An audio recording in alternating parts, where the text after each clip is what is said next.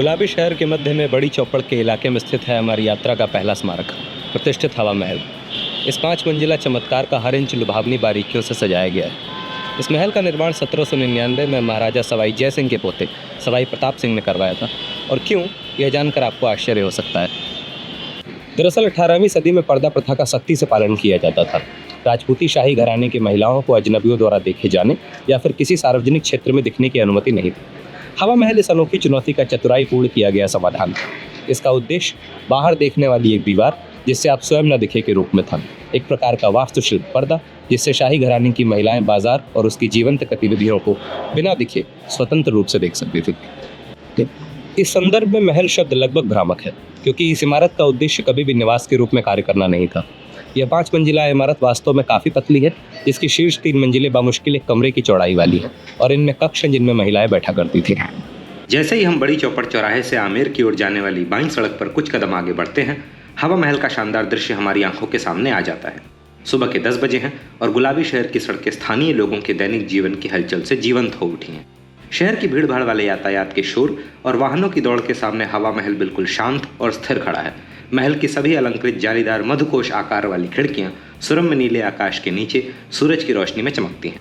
महल के ऊपर आकाश में नीले रंग की एक अद्भुत छटा है जो रोएदार सफ़ेद बादलों के बिखरने से सुशोभित है।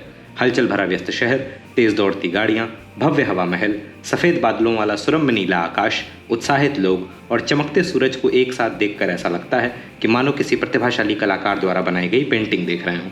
सरकार ने महल के ठीक सामने एक आयताकार फुटपाथ बनाया है जो आगंतुकों को हवा महल की भव्यता को कैद करने के लिए एक आदर्श सुविधाजनक स्थान प्रदान करता है। हालांकि एक छोटी सी चुनौती यह है कि इतनी नज़दीक से हवा महल की विशाल संरचना पर्यटकों के कैमरे में पूरी तरह कैद नहीं होती। इस चुनौती से पार पाने के लिए आपके पास 2 विकल्प हैं, या तो बैठ जाएं और अपने कैमरे के कोड़ों के साथ रचनात्मक बने। एक ही तस्वीर में संपूर्ण हवा महल को कैद करने के लिए पर्यटक अलग अलग पोज और दृष्टिकोण के साथ प्रयोग करते हैं। दूसरा, या फिर आप सड़क पार कर दूसरी तरफ के फुटपाथ पर आ जाएं, जहां से आप सहूलियत के साथ अपनी और हवा महल की शानदार तस्वीरें खींच सकते हैं। हवा महल में प्रवेश करने के लिए हम स्मारक के पीछे पहुंचते हैं, जहां पत्थरों से बनी सड़क हमें टिकट की खिड़की और प्रवेश द्वार तक ले जाती है। भारतीय नागरिकों के लिए टिकट की कीमत सिर्फ 50 रुपये है। प्रवेश द्वार पर टिकट दिखाने के बाद हम पहले प्रांगण में प्रवेश करते हैं। जैसे ही हम पहले प्रांगण में कदम रखते हैं, एक लुभावना दृश्य हमारा स्वागत करता है। इस स्थान का प्रमुख आकर्षण दूसरे प्रांगण की ओर जाने वाला सुंदर रूप से सजाया गया मार्ग है। जटिल मूर्तियां इस मार्ग को सुशोभित करती हैं, जिसमें 2 द्वारपाल एवं देवताओं से सजी 5 छतरियां दर्शाई गई हैं और इसके केंद्र में एक छोटी भगवान गणेश की मूर्ति है। इस सुशोभित मार्ग के ऊपर एक छत है जो आगंतुकों को हवा महल की भव्यता का आनंद लेने के लिए एक उचित जगह प्रदान करती है। इस छत को भी राजपूत शैली की 5 छतरियों से सजाया गया है। पर्यटक अपनी यात्रा की यादों को संजोते हुए इस खूबसूरत प्रवेश द्वार के सामने ढेर सारी तस्वीरें लेने के लिए उत्साहपूर्वक अपनी बारी का इंतजार करते हैं। जैसे ही हम इस खूबसूरत प्रवेश द्वार की ओर अंदर की तरफ चलते हैं, हमें क्षणिक छाया और अंधेरे का अनुभव होता है। कुछ और कदम चलने पर सूर्य की रोशनी तेजी से रिसने लगती है और दूसरे प्रांगण का शानदार दृश्य हमारी आंखों के सामने आ जाता है।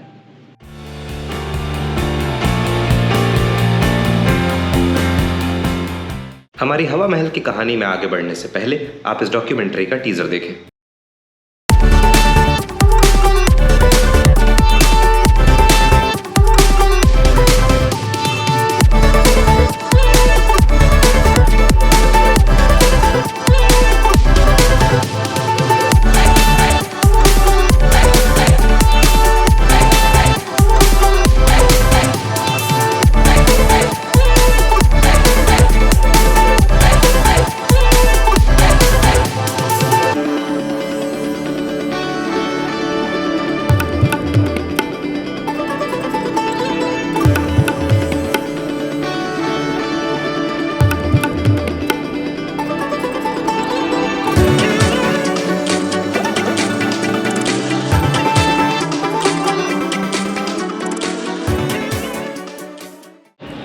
महाराजा प्रताप सिंह एक बार शेखावटी ठिकाने के दौरे पे थे, जहां उन्होंने झुंझुनू में खेतड़ी महल की संरचना देखी तो वो इतने प्रभावित हुए कि उन्होंने इसके मॉडल पर एक महल बनवाने का फैसला किया।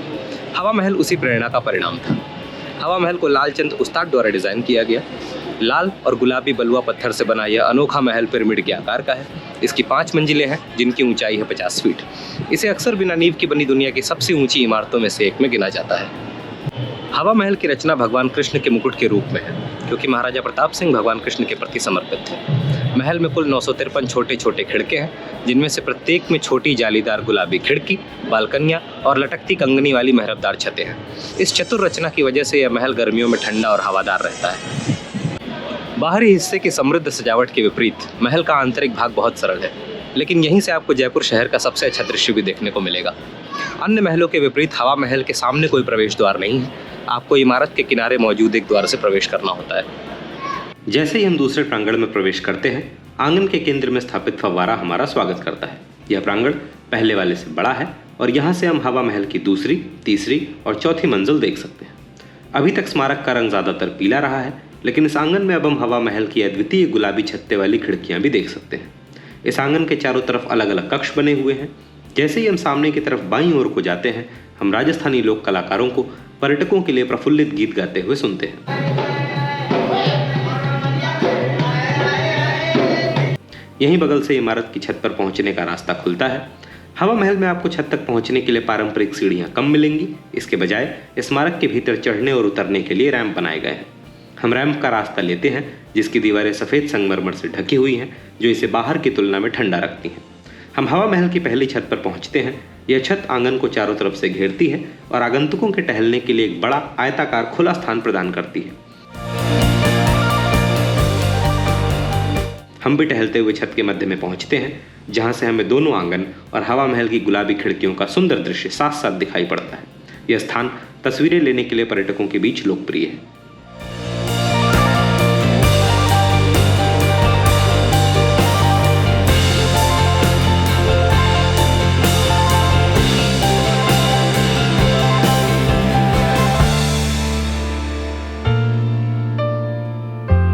कुछ और कदम चलकर हम पहले आंगन की छत पर पहुंचते हैं। यहाँ से महल का दृश्य और भी सुंदर हो जाता है। हमारे नीचे पहले आंगन का सफेद प्रवेश द्वार है और आगे कई मंजिलों पर फैली हवा महल की गुलाबी छत्ते वाली खिड़कियों का शानदार नजारा है। यह स्मारक मुख्यतः पीले रंग की है। प्रवेश द्वार पर सजावट और नक्काशी सफेद रंग की है।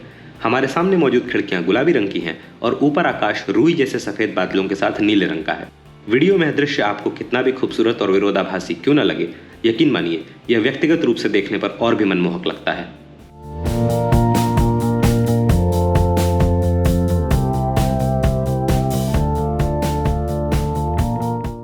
हम स्मारक संरचना की ओर चलते हुए दूसरे प्रांगण से गुजरते हैं। यहाँ से पीछे मुड़कर देखने पर हम अरावली पहाड़ियों के शीर्ष पर स्थित शानदार नाहरगढ़ किले को देख सकते हैं।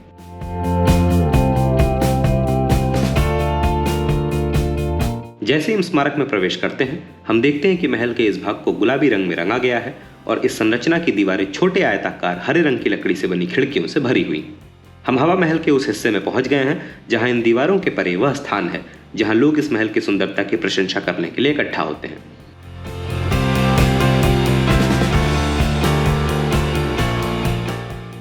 हमारे सामने की दीवार पर मौजूद कुछ खिड़कियां खुली हुई हैं और हम इन खिड़कियों से चुपचाप अपने नीचे स्थित शहर की हलचल को देख सकते हैं।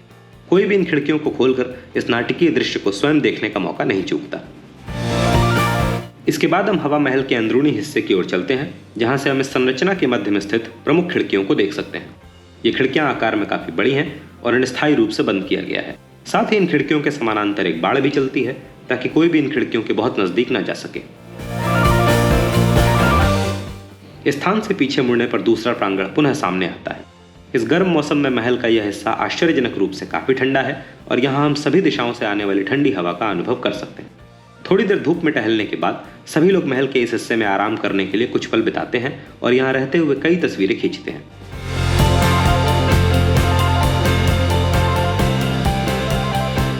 यह स्थान रतन मंदिर के नाम से जाना जाता है और यहाँ पर्यटकों के मनोरंजन के लिए कठपुतली खेल की एक छोटी सी व्यवस्था है।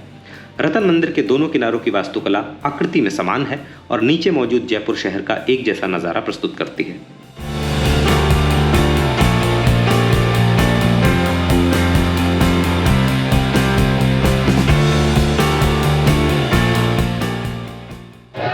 महल के अंदरूनी हिस्से में स्तंभों वाले कक्ष और न्यूनतम अलंकृत गलियारे हैं जो शीर्ष मंजिल तक पहुंचते हैं। आंगन पहली और दूसरी मंजिल के सामने के भाग को सुशोभित करता है।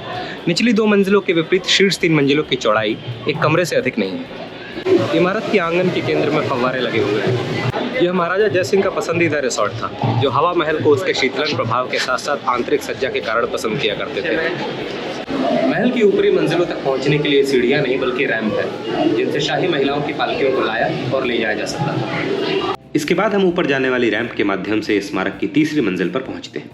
जैसे जैसे हम ऊपर चढ़ते हैं, यह इमारत सक्रिय होती जाती है। इस मंजिल का सतह क्षेत्र निचली मंजिल के मुकाबले काफी सीमित है। इस मंजिल के कोनों पर बैठने के लिए चबूतरे और बाहर निचली मंजिलों को देखने के लिए खिड़कियां बनाई गई हैं। इन चबूतरों को भी राजपूत शैली की छतरियों द्वारा सजाया गया है।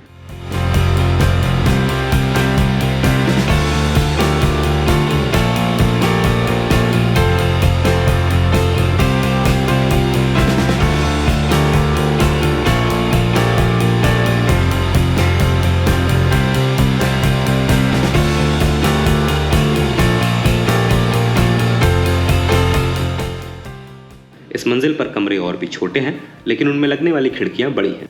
प्रत्येक बड़ी खिड़की के साथ कई छोटी खिड़कियां इस दीवार की रचना को अनमोल बनाती हैं। ये छोटी कांच की खिड़कियां जीवंत इंद्रधनुषी रंगों से रंगी हुई हैं, जहां प्रत्येक छोटी खिड़की एक अलग रंग प्रदर्शित करती है, जिससे कमरे में एक मंत्रमुग्ध कर देने वाला प्रकाश प्रभाव पैदा होता है।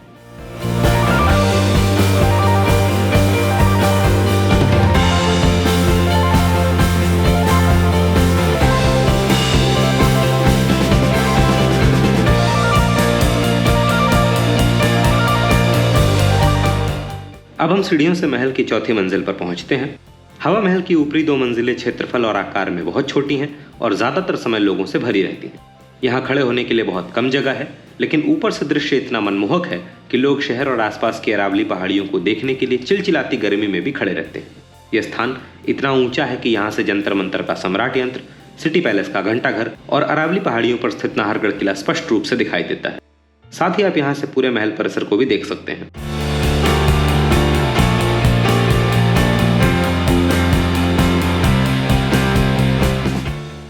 हवा महल की पांचवी और सबसे ऊपरी मंजिल लोगों की भीड़ से खचाखच भरी हुई है।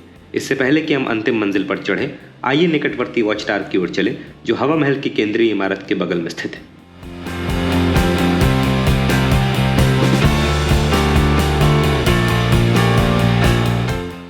इस वॉच टावर की ऊंचाई हवा महल की चौथी मंजिल से थोड़ी अधिक और पांचवी तथा अंतिम मंजिल से थोड़ी कम है।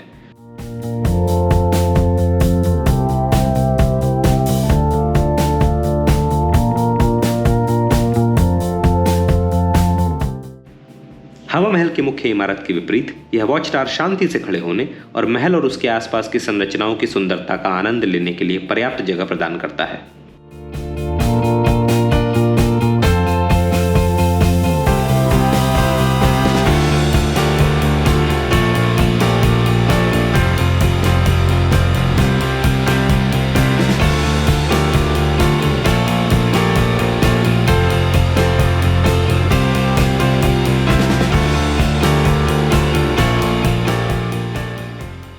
हम अंततः हवा महल की सबसे ऊपरी मंजिल तक पहुंचने के लिए खड़ी सीढ़ियां चढ़ते हैं, जहां पहुंचकर हमारा सामना गर्म हवाओं और दूर तक फैले जयपुर शहर के अविश्वसनीय दृश्य से होता है।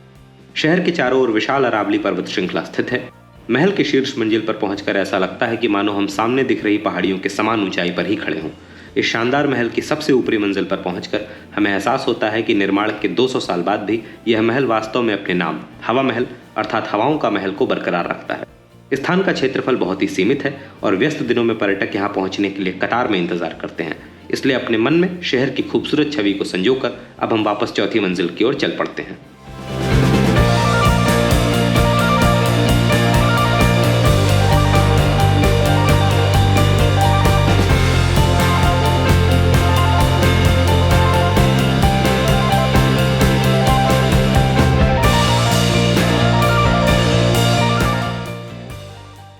हवा महल की 5 मंजिलों में से प्रत्येक में एक मंदिर है। शरद मंदिर पहली मंजिल पर, जबकि रंगीन कांच के काम वाला रतन मंदिर दूसरी मंजिल पर है। साथ ही विचित्र मंदिर, प्रकाश मंदिर और हवा मंदिर शीर्ष 3 मंजिलों की शोभा बढ़ाते हैं। नीचे उतरकर हमने देखा कि दूसरे आंगन में स्थित फव्वारा चालू हो गया है और उससे पानी की बौछार लगभग उतनी ही ऊंचाई तक पहुंच रही है जितनी ऊंचाई पर हम हैं।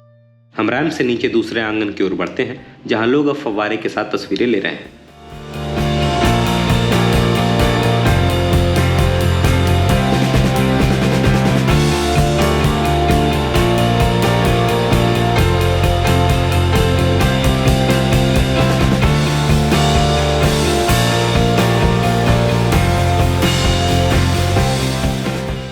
इस प्रांगण में आपको प्रताप मंदिर मिलेगा, जो एक कांच के बक्से में हवा महल का वास्तुशिल्प मॉडल प्रदर्शित करता है।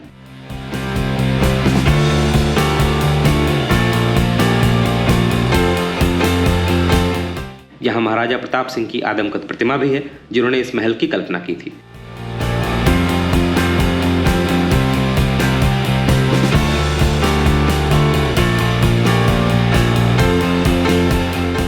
प्रताप मंदिर के बगल में शरद मंदिर है, जहां शरद ऋतु समारोह आयोजित किए जाते थे।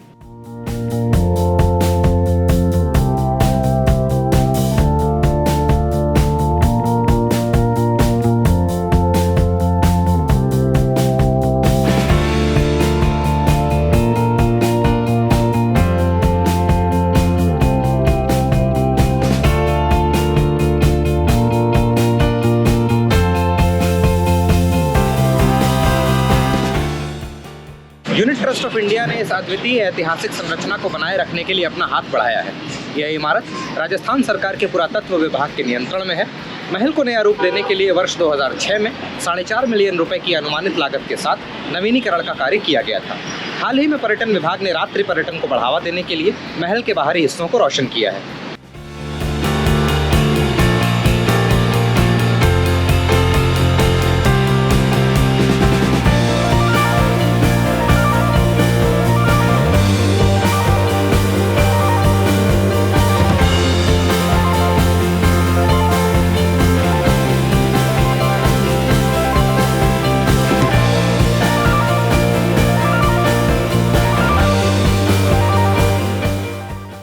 दूसरे प्रांगण से दाहिनी ओर अब हम इस शानदार महल से मूर्तिकला पार्क की ओर निकास लेन पर चलते हैं। हवा महल परिसर के भीतर मूर्तिकला पार्क सुंदर मूर्तियों और कला के टुकड़ों से भरा एक अनोखा स्थान है। यह महल के हलचल भरे मुख्य क्षेत्रों के विपरीत आपको शांति का अनुभव प्रदान करता है। यहाँ की मूर्तियाँ जटिल विवरण के साथ तैयार की गई हैं, जो राजस्थान की समृद्ध सांस्कृतिक विरासत और कलात्मक प्रतिभा को प्रदर्शित करती हैं। हवा महल के मुख्य भाग के विपरीत मूर्तिकला पार्क में पर्यटक कम ही आते हैं, इसलिए आप देख सकते हैं कि हमारे आसपास शायद ही कोई हो। हम महल के इस छिपे हुए हिस्से तक पहुंचने के लिए ऊपर की ओर जाने वाले रैंप का सहारा लेते हैं। पर्यटक अक्सर हवा महल के 2 प्रांगणों और 5 मंजिलों में घूमते घूमते इतने थक जाते हैं कि बाहर निकलते समय वे इस एकांत भाग को नजरअंदाज कर देते हैं। यहाँ इस शांतिपूर्ण कोने में आप विश्राम कर सकते हैं एवं महल के इतिहास, वास्तुकला और सुंदरता की सराहना कर सकते हैं।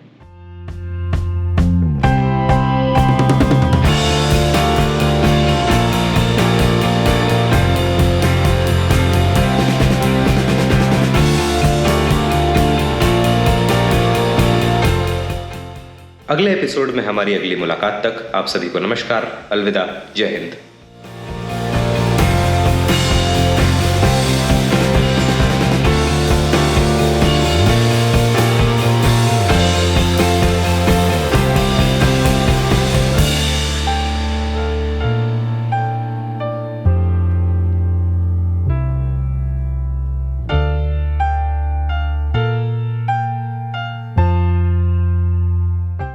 जटिल कंप्यूटर प्रोग्राम और मशीनों की मदद के बिना 18वीं शताब्दी के खगोल शास्त्री इस विशाल संरचना का निर्माण करने में सक्षम थे, जो आज भी खड़ी है। महाराजा सवाई जयसिंह द्वितीय ने कुल 5 जंतर मंतर बनवाए, जो भारत के विभिन्न शहरों में स्थित हैं। ये शहर हैं जयपुर, नई दिल्ली, वाराणसी, मथुरा और उज्जैन।